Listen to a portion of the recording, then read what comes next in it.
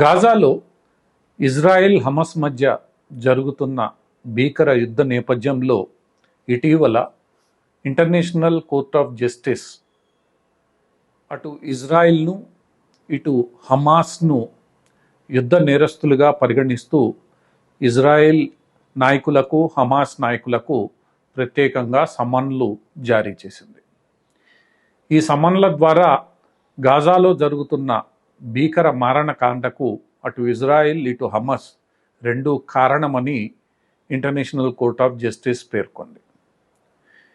ఇలా international Court of justice prosecution చేస్తూ నాయకులకు సమన్లను జారీ చేసిన వేళ మరోవైపు పాలస్తీనాను స్వతంత్ర దేశంగా గుర్తిస్తూ యూరోపియన్ యూనియన్లోని నార్వే, ఐర్లాండ్, స్పెయిన్ ప్రకటనలు జారీ చేశాయి. ఇజ్రాయెల్ పాలస్తీనాలను ప్రత్యేక దేశాలుగా గుర్తించాలన్న డిమాండు ఎప్పటి నుంచో ఉన్నప్పటికీ ఈ డిమాండు ద్వారా కేవలం కొన్ని ముస్లిం దేశాలు మాత్రమే పాలస్తీనాను ప్రత్యేక దేశంగా గుర్తించాయి. పాశ్చాత్య దేశాలు ఏవి కూడా ఈ పాలస్తీనాను ప్రత్యేక దేశంగా ఇంతవరకు గుర్తించలేదు. అటువంటి నేపథ్యంలో ఐర్లాండ్, నార్వే, స్పెయిన్ దేశాలు పాలస్తీనాను ప్రత్యేక దేశంగా గుర్తిస్తూ ప్రకటనలను జారీ చేశాయి. అంతేకాకుండా ఈ మూడు దేశాలు ఒకవైపు పాలస్తీనాను ప్రత్యేక దేశంగా గుర్తిస్తూ మరోవైపు ఇజ్రాయిల్ అనే దేశం సుస్థిరంగా శాంతిగా ఉండడాన్ని కూడా తాము ఆకాంక్షిస్తున్నామని, ఇజ్రాయిల్కు, ఇజ్రాయిల్ పౌరులకు శాంతియుతంగా సుస్థిరంగా జీవించే హక్కును కలిగి ఉండాలని తాము కోరుకుంటున్నట్లు వెల్లడించాయి. ఈ రెండు పరిణామాల నేపథ్యంలో అంటే ఇంటర్నేషనల్ కోర్ట్ ఆఫ్ జస్టిస్లో ప్రాసిక్యూషన్ జరగడం, యూరోపియన్ యూనియన్ అంటే పాశ్చాత్య దేశాలకు సంబంధించిన దేశాలు పాలస్తీనాను అధికారికంగా గుర్తించడం ఇజ్రాయెల్కు కోపం తెప్పించింది. ఇంటర్నేషనల్ కోర్ట్ ఆఫ్ జస్టిస్లో తాము సభ్యులం కాదు కాబట్టి వెంటనే దాని మీద స్పందించాల్సిన అవసరం లేదని, కానీ ఇది హమస్ చేస్తున్న తప్పులను కప్పిపుచ్చడమే కానీ వారు చేసిన తప్పుకు ప్రతిక్రియగానే తాము ఈ చర్య చేపడుతున్నామన్న విషయాన్ని ఇంటర్నేషనల్ కోర్ట్ ఆఫ్ జస్టిస్ పట్టించుకోలేదని ఇజ్రాయెల్ ఆరోపించింది.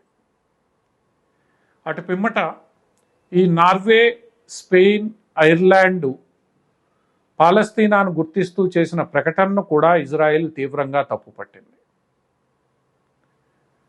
పాలస్తీనా ప్రత్యేక దేశంగా ఉండాలి అనంటే ఆ పాలస్తీనాకు సంబంధించిన రాజకీయ వ్యవస్థ ఏకీకృతమై ఉండాలని, దానికి సంబంధించిన నిర్దిష్టమైన విధానాలు అవలంబించబడాలని ఇజ్రాయెల్ పేర్కొంటోంది.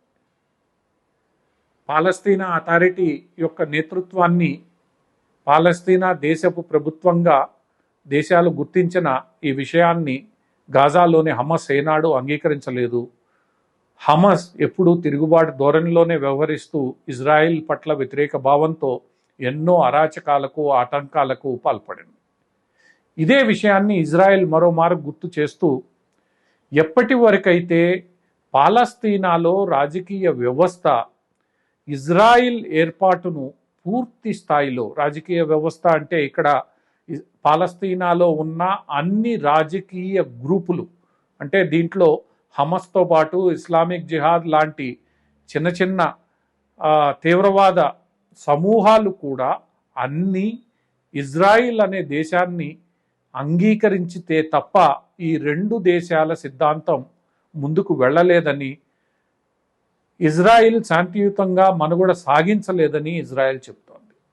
ఇజ్రాయెల్ చెప్తున్న దాంట్లో కొంతమేర నిజం ఉందనే మనం అంగీకరించాలి. ఎందుకంటే యాసర్ అరాఫత్ బతికి ఉన్నప్పుడే పాలస్తీనీయులకు, ఇజ్రాయెల్కు రెండు స్వతంత్ర దేశాలు ఉండాలన్న ఒప్పందం జరిగింది. ఆ ఒప్పందం జరిగి 3-4 దశాబ్దాలు దాటిపోయినా ఇంతవరకు ఆ ఒప్పందాన్ని పాలస్తీనీయులు పూర్తి స్థాయిలో ఇంప్లిమెంట్ చేయలేక చేతులెత్తేశారు. అందుకు ప్రధానంగా కారణం గాజా స్ట్రిప్లో ఉన్న ఇస్లామిక్ తీవ్రవాద గ్రూపులు, హమస్ కావచ్చు, ఇస్లామిక్ జిహాద్ కావచ్చు, ఐసిస్ కావచ్చు, ఇలాంటి ఎన్నో గ్రూపులు గాజా స్ట్రిప్లో యాక్టివ్గా ఉన్నాయి. అవి ఈ 2 దేశాల సిద్ధాంతాన్ని ఏ రోజు అంగీకరించడం లేదు. ఇజ్రాయిల్ పూర్తిగా కనుమరుగైపోవాలనే ఆకాంక్షిస్తున్నాయి. ఇలాంటి ఆకాంక్షలు పాలస్తీనాలో భాగంగా ఉన్న కొన్ని రాజకీయ సమూహాల నుంచి వస్తున్నంత వరకు ఈ 2 దేశాల సిద్ధాంతం పనిచేయదని, ఇజ్రాయిల్ శాంతియుతంగా మనజాలదని, ఈ విషయాన్ని పాలస్తీనా గుర్తు పెట్టుకోవాలని ఇజ్రాయెల్ చెప్తోంది. ఎందుకంటే ఇది నిజం కూడా. ఒకవైపు 2 దేశాలని స్వతంత్ర దేశాలుగా గుర్తించిన తర్వాత ప్రతిరోజు ఇజ్రాయెల్పై ఇస్లాం మతం పేరుతో దాడులు చేస్తే, భారతదేశంలో ఈరోజు జరుగుతున్న దాడులను మనం గమనిస్తే కాశ్మీర్లో ప్రతిరోజు ఇస్లాం పేరుతో ఏదో ఒక చోట దాడి జరుగుతూనే ఉంది. భారతదేశం అంతర్గతంగా కూడా ఇస్లాం పేరుతో దాడులు జరుగుతూనే ఉన్నాయి. ఇది ఒక ప్రాక్సీ వార్ అని మనకు తెలుసు. ఇటువంటి ప్రాక్సీ వార్ని పాలస్తీనియాలోని ఇస్లామిక్ గ్రూపులు కొనసాగించిన కాలం ఇజ్రాయెల్ ప్రజలు సురక్షితం కాదని ఇజ్రాయెల్ చెబుతోంది.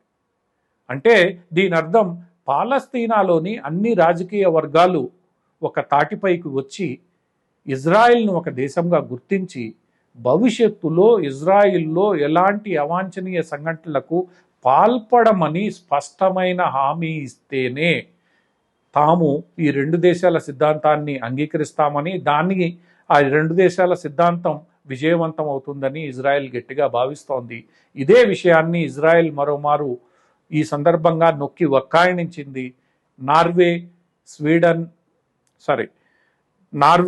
ఐర్లాండ్, స్పెయిన్ దేశాల రాయబారులను పిలిచి ఇదే విషయాన్ని స్పష్టం చేసింది.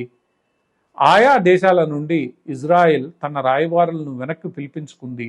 ఈ విషయంపై స్పష్టత వచ్చేంత వరకు దేశాలు ఇలాంటి ప్రకటన చేయవద్దని, ఈ విషయంపై స్పష్టత తీసుకొని రావడానికి ముందు దేశాలు ప్రయత్నించాలని ఇజ్రాయెల్ డిమాండ్ చేస్తోంది.